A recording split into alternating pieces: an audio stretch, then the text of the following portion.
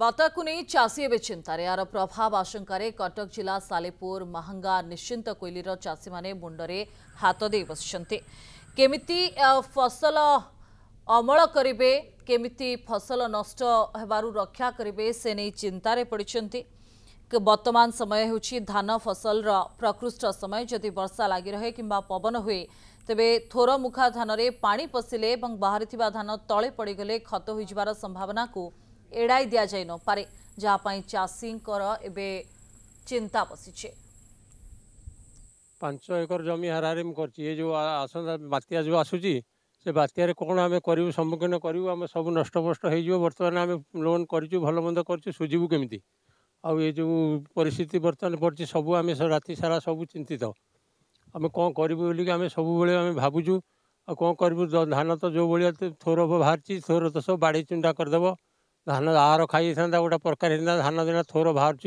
पानीर समस्या पानीर जो हिसाब से एक लाइन आम पूरा पानीर बर्तमान समस्या एक पानी उठूना तापर जहाँ भल मंद दुखे सुखे कर आम पा मड़ाऊँ आ बिल बारी भल मंद देखु बहुत किसी आम नष्टपष्ट हो एकर खंड चाष कर जगार मोर सेपटे अच्छी आउ 2 एकर हारे 5 एकर जमी चाष कर जगार मु 2 एकर जमी चाष कर।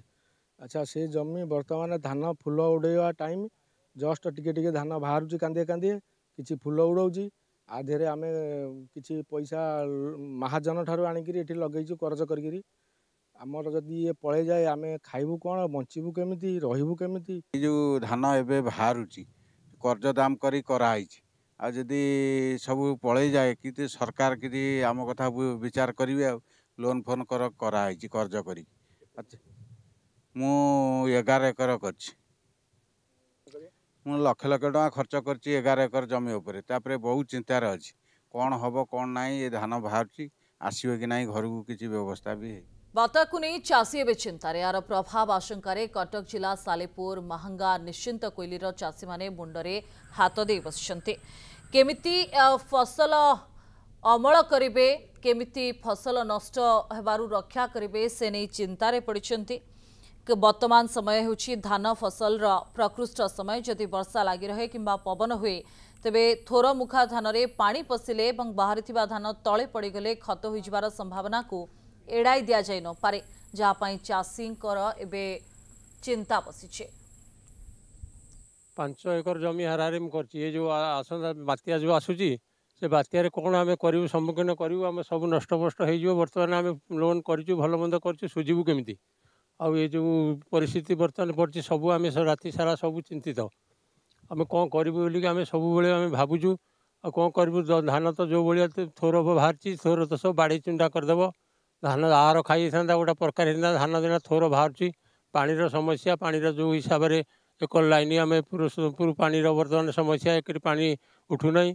तापर जहाँ भल मंद दुखे सुखे कर आम पा मड़ाऊँ आ बिल बारी भल मंद देखु बहुत किसी आम नष्टपष्ट हो एकर खंड चाष कर जगार मोर सेपटे अच्छी आउ 2 एकर हारे 5 एकर जमी चाष कर जगार मु 2 एकर जमी चाष कर। अच्छा से जमी बर्तमान धान फुल उड़ेवा टाइम